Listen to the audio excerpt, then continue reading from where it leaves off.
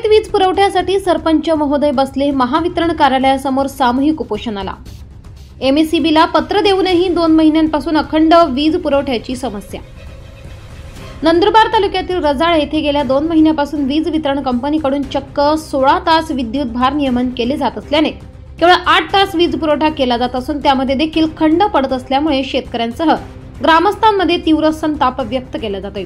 याबाबत रजाळ गावातील नागरिकांनी वीज वितरण कंपनीच्या अभियंत्यांना वारंवार लेखी निवेदन देऊन देखील याकडे दुर्लक्ष केले जात असल्यामुळे ग्रामपंचायतीचे सरपंच राजू मराठे यांनी नंदुरबार येथील धान्य मार्केट जवळील वीज वितरण कंपनीच्या कार्यालयाजवळ सामूहिक उपोषणाला बसले आहेत। उपोषणाला उपसरपंच सदस्य व ग्रामस्थांनी पाठिंबा दिलाय।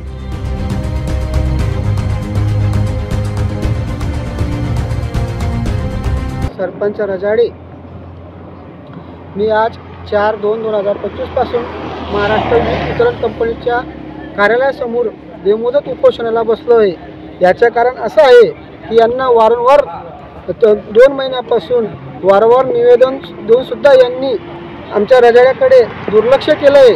गावाचं वॉटर सप्लाय असो, गावाला लाईट असो किंवा शेतीला वीज पुरवठा असो, यांनी अधिकाऱ्यांनी पूर्ण दुर्लक्ष केलेलं आहे महाराष्ट्र विद्युत वितरण मंडळाने।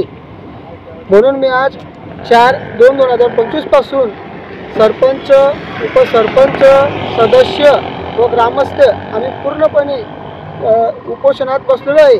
जोपर्यंत आमच्या मागण्या पूर्ण होत नाही तोपर्यंत आम्ही उपोषणात बसणार आहोत। 24 लाईव्ह महाराष्ट्र न्यूज साठी योगेश पवार, नंदुरबार।